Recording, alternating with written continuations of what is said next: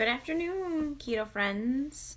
Trisha Pero here, coming on live to talk about mindset. I know it's Monday at almost 2 and a lot of you are probably working, but this works for me because I'm off on Mondays and my little one finally fell asleep. So it gave me the chance to come on live and talk about something I've been wanting to come on live to talk about for the past couple of days, but haven't had a chance. So, as most of you know, I am participating in the 60-hour Reboot Cleanse, which is a 60-hour liquid fast. So I will not eat anything for 60 hours. It seems a little daunting, but you are sleeping through most of it. So it started at 8 o'clock last night, so I'm about 18 hours into it. And I'm feeling pretty fantastic. I'm feeling myself definitely switch over to being fat adapted again and in getting into deep ketosis, because today I had the urge to clean and organize my fridge and clean and organize my pantry. So that usually happens when I do the reboot, like, because I try to stay distracted and then I get a lot of energy and then I just keep going and going and going. So I'm sure I'm not done. I'm sure I'm going to continue to do that tonight. So what got me thinking about this whole subject is that the 60-hour reboot is 100% mindset. If you go into it, and this is like anything else, so that's kind of where I'm going with this. If you go into it thinking that, oh my God, I can't eat for 2 days, this is awful, what am I gonna do? Like, you know, I only get to drink these drinks and it's just a liquid fast, and it's going to be miserable. Your results are not going to be what you want them to be. And you might give up, which is, you know, something you definitely you didn't go into it wanting to give up. But what I have learned is that if you go into it with a positive mindset, now mind you, this is my 9th reboot, so it's not like the first time and the second time that I was like, oh, this is fantastic. Like, oh, I feel so great not eating for 2 days and this is, you know, this is the best thing ever. But when I noticed that I did go in with a positive attitude and remind myself why I'm doing it and that it's possible, and how great I'm going to feel after, it went by faster. I felt better throughout the entire thing. And, you know, I didn't have moments of wanting to give up. So talking about mindset, not just, you know, the 60-hour reboot that I'm doing, but anything that we do, particularly trying to meet like our health and wellness goals, and whether that's, you know, doing keto to feel better or to lose weight or to be a better mom or whatever it is that we want to do, for gut health, for heart health, whatever it is. Mindset is so important. So I'm going to go through some things that can help you kind of change your mindset. I've talked to a few people recently who said like, oh, the holidays were really hard because it's busy, which they were hard for me too. And that's definitely a mindset thing, but they were hard for me as well. And then I've talked to some people who said, you know, I really have a lot going on right now. I'm struggling. And I totally get that, because I've had times where I have a lot going on and I feel like my health goals get put to the side. So it's definitely something that I've had to work on. And I would say that if anything, in 2018, I really dedicated a good part of the year working on mindset and really changing my thoughts, the way that I respond to people, who I interact with, how I interact with people, and just, you know, me overall. So the first thing that I would say is take a look at who's around you, because misery loves company, right? And that is so true. I've experienced it. I'm sure many of you have also experienced it. seek people who have positive views like you do, people who or maybe that you want to have. Seek people who their values align with you. I mean, I've had to make several changes in my life over the years when it comes to this, and even in the past year I've had to make some pretty difficult changes because being around certain people, their values didn't necessarily align with mine, and it was just impacting me overall. And so I had to make some really serious changes in my life, and for the better of me, for the best of me and my family. And when you do things like that, you feel really guilty, but you have to continue to remind yourself, like I've gotten really good at that, reminding myself that it doesn't matter. Like what I posted the other day on my personal page, other people's opinions are none of your business. The decisions that I made this year and the huge changes that we made in our life were because it was what's best for me and my family, not for anybody else. And I don't have to explain those things, and I don't have to sit back and make sure that everybody's okay, because if they're not, then they're not interested in what's in my best interest either. So they're not people that I want to have around in my life. That's made a huge difference and a positive impact in our lives. It can be really tough. It was very emotionally draining for me, but since that has happened, I definitely felt a huge weight lifted off my shoulders. So that's the first thing. Who do you hang around with? Are there people who are constantly miserable? Some of those people, really, you may not be able to change your relationship with them. So how can you influence it? Like, can you help them to see things differently? Can you, without being rude, can you maybe say, like, if you thought about it this way, maybe, you wouldn't feel so bad about it, or just, really trying to influence them for the better without being rude about it, because that's the last thing they're going to want to hear. The second thing is to challenge your thinking. So that is something I work on every single day. Even yesterday, for example, yesterday. So with Prove It, obviously there are certain, goals, like in any other company, right? There's certain things that you want to do. There's certain goals you want to meet, customers, this, and that. And sometimes they'll throw out different bonuses. Well, I was super excited because I thought for sure that I had met one of these pretty big bonuses. And it turns out that when I went to go look back, I was off by 5 points, I guess you can call it, out of hundreds.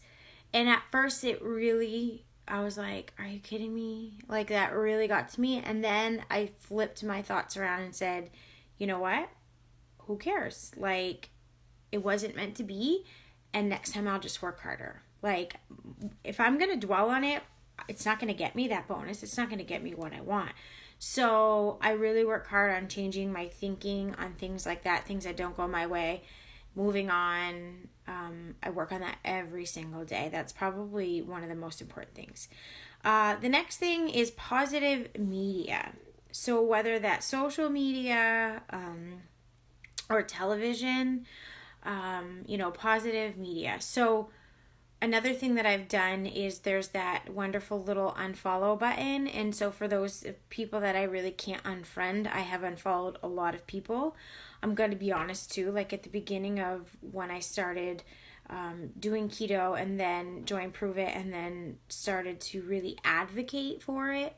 For those of you who have been doing keto for a little while now, you probably know what I'm saying, because even some people still are like this. But at the beginning, before the research was really coming out and the positive stuff that was coming out, people were nasty, like saying like, oh, okay, you can lose weight, but you can have a heart attack. And it's like, no, That's not what it is. That's not what it is at all. And I really struggled that first few months because I had done my research. I'm not a medical professional, but those of you who know me, like, I do my research on things. I am the type of person that I'm not going to spit things out if I can't back them.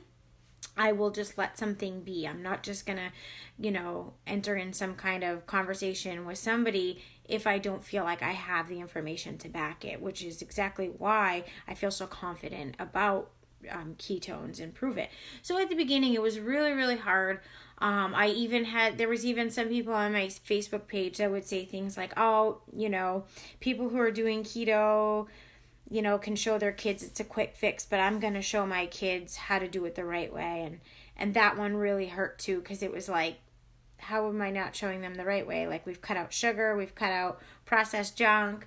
But you have to let that go, because when people don't understand things, they're quick to they're quick to judge, like really quick to judge you, because change for people is scary. And then when this first came out and it was like, oh my God, you're eating all this fat. No. And then, yes, you had all these like keto people who thought that you could just eat bacon and butter and, that was keto, and it gave a really bad reputation for people. But that's not what it is at all. And, even in talking to my doctor and several other doctors and nurses, they were very open about the fact that they didn't have a lot of information. Like my doctor said, they did not have a lot of information on that. And even like in medical school, there's not a whole lot of nutrition. For a lot of them, it's like a semester or whatever. So that's not to say that they're obviously not professionals, but it was really reassuring to hear my doctor say, like, you have to do the research. Like, any doctor that's just going to say to you, like, this is really bad for you, probably hasn't done the research. They're just quick to assume that you're doing it all the wrong way. And that was really, really reassuring for me to hear that, because so many people were saying like, oh, I'm a nurse, or I'm a this, or I'm a that, but they never really looked into it. I mean, I had somebody come to me and say, I can't believe you would allow your kids to do this. Like, I could never eat that much meat. I could never. And I was like, wait a minute, what diet are you talking about? Because that's not the way that I eat. And I shared with them and educated them on how I eat and what it is that I'm doing. And they were very quick to say, wow, I'm really sorry. Like, I totally jumped to conclusions. Yeah, you did. But that's okay, So I've really worked on never assuming, like always assuming innocence of someone. So always assuming that someone probably doesn't have the right information, or they've been given the wrong information, or that they really don't know what you're doing. So anyway, that was, I digress, but that was my positive media. So if people are posting things, I can't even tell you how many unfollowed people I have on Facebook, people that I've unfriended on Facebook, because I just don't want negative stuff in my feed. So like, I'll see those posts sometimes, especially around the elections, where people are like, oh my God, my newsfeed is full of negative things and election stuff, and I'm like sitting here like, mine's not, because I've gotten rid of those people. I did that a long time ago. Like, I slowly do that every single day. I get rid of those people because I don't want that in my life. I don't want it. It's blinders, right? So my girl Heather Hooker has always like really told me, put your blinders on. Who cares what everybody else is doing? Who cares what everybody else is saying? Do what's best for you. Yes, Kelly, absolutely. You guys are doing great. You're doing it as a team, and you've done your research. That's great. And good. I'm glad you're a doctor. More doctors are really on board with this, because they've done their research and they've seen they've seen the bad cholesterol go down. They've seen all of that at this point. They've seen people lose weight. They've seen, watch The Magic Pill if you haven't watched Magic Pill. They've seen people's diabetes, get off medication, not be pre-diabetic anymore. Anyway, digress. Okay, positive media. So another quick story for a quick example for not watching or reading things that don't align with the way you want to think is, so a couple weeks ago we got CBS All Access because we had company and we wanted to watch the football game, and we forgot to we forgot to cancel it within the 7 days. And so we've been playing the news like every morning. Well, we haven't done that the last few days, but last week every morning was the government shutdown. It talked about it. It talked about who it was negatively affecting. And you know what? I hate to sound ignorant, but I shouldn't say I don't care. I do care about who it's affecting, but I don't care to watch that, because that lit a fire under me after I watched it like all morning last Thursday or Wednesday. I can't remember which day. Lit a fire. I was so pissed off about what's going on in our government right now that it totally took up part of my morning. Like, why did I let that happen? So that's another reason why you should be very cautious about the things that you watch and the things that you read, because if it's going to make you upset, don't do it. You know, do things that are going to bring you joy to your life. Same thing with shows. I personally have a lot of anxiety. I don't watch anxiety-provoking shows because why do I want to do that to myself? I know how challenging it is for me when I feel anxiety, so I don't do that. Like Bird Box, I've heard it's amazing. I'm not going to watch it. Like, people have said that they were sick to their stomach, nervous the entire time, got a headache. I'm not going to do that to myself. Like, I know how I'll feel if I do that, and it's not fun. And then I probably won't sleep, and then if I don't sleep, it's going to affect the way I feel the next day, and it's going to affect the choices that I make with my food. So I don't do those kinds of things to myself. Okay, the next thing is giving back. I very much believe in good karma. So I believe that if you give back to the community, whatever way that is, whether that's, doesn't have to always be a monetary donation, could be just, giving your stuff to Goodwill, could be volunteering for things, being on committees within your community, helping. I feel like that's huge. That is a huge part of success, is giving back, because it makes you feel good, and I absolutely believe it will come full circle, and it will help you in your life overall. The next thing is self-development. I am a huge self-development fan. I showed you guys my books the other day. I have, in the mornings, I read this one. It's very short and simple, but it really gets me thinking for the day, and it really helps me start my day. Same thing with the Unlimited, and I have several others. I listen to podcasts, so instead of listening to the radio on my way to work or, while I'm driving, I listen to podcasts. Rachel Hollis is my favorite. Rise and Rise Above are my favorites. But I listen to podcasts instead of listening to the music. I listen to audiobooks when I can. I'm not a huge fan of audiobooks. And, I just read different self-development books. So that to me is huge. That has completely changed my mindset on things. Girl, Wash Your Face, I read twice. The first time I read it, I wasn't in the best of place. I thought it was good, but I just was like, this was even before I started keto. But the second time I read it, I got so much out of it. And I was really glad that I read it again. And I plan to read Rachel's newest book, Girls Stop Apologizing. Maybe I'll start that today while my little one's napping. So that's the next thing. Another thing is expressing gratitude. So every morning I write down, and I keep it simple. I don't overthink it. I write down 5 things that I'm thankful for or that I'm grateful for. So, you know, a lot of times it's things like my home, my husband, my kids. What did I say today? The time off we had last week for vacation, my husband, my girls, the ability to be able to work a part-time job so that I can be home more with my kids, and the connections that I've made through keto. That is what those are the 5 things that I appreciate. So every day I write down 5 things that I am grateful for and I appreciate. So expressing gratitude really does help you.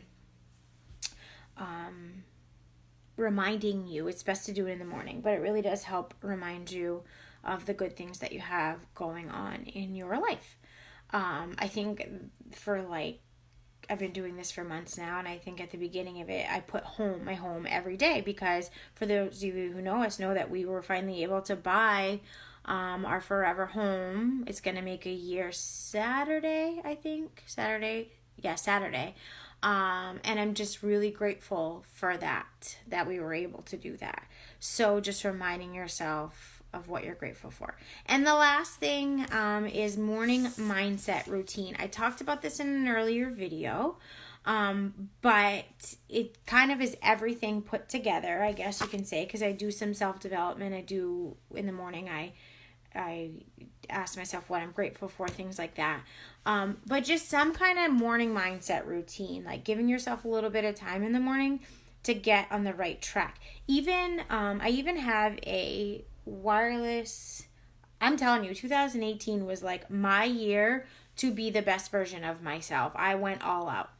I even have a waterproof wireless Bluetooth speaker in my shower, because a lot of times in the shower I would like think about things, or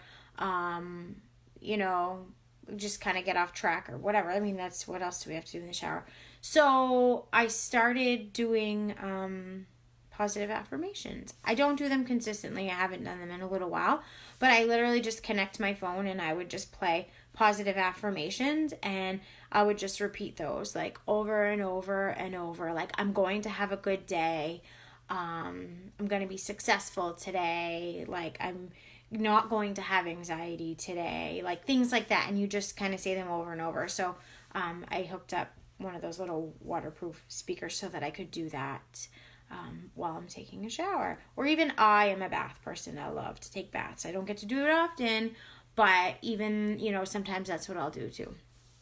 So that's what I have for you. It was kind of a little bit longer winded than I thought, but I know it's cliche, but it really is mind over matter. And when we're struggling with our health goals, it's not because we can't do it. It's because there's something else going on. There's something else we have to figure out before we can do that. So whether it's, something personal going on in your life, whether it's health issues that you're having, whatever it is, there's something going on at a deeper level that's kind of keeping you from being able to reach your goals or work on your goals, I should say. Like, when a lot of times when we're not eating well, it's because we feel down about something, and there's something going on stressful that we can't handle. And a lot of times, a lot of people are emotional eaters, and so then it's that vicious cycle, because then you feel the sugar and the carbs make you feel like crap, and then you feel like crap, so you eat more. It just kind of, so you have to really take a step back and figure out what's going on, what can I change, like what can I delegate to people, can I, do I have to take this much stuff on? I've done that a lot in the past year. Even things like, I always would bring my kids places. Like, I never ever wanted to ask anyone to give them a ride somewhere for whatever, but I've started to do that, or carpool, take turns or whatever, because my time is valuable, and if it takes a little bit of stress off of me and my household, then why not?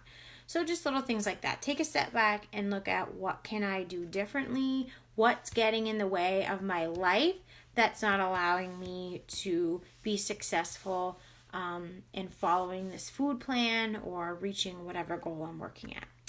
Okay, well, there it is. I am, like I said, 18 hours into the reboot, feeling fantastic. So I'm probably going to go do some more cleaning right now. Have a great day.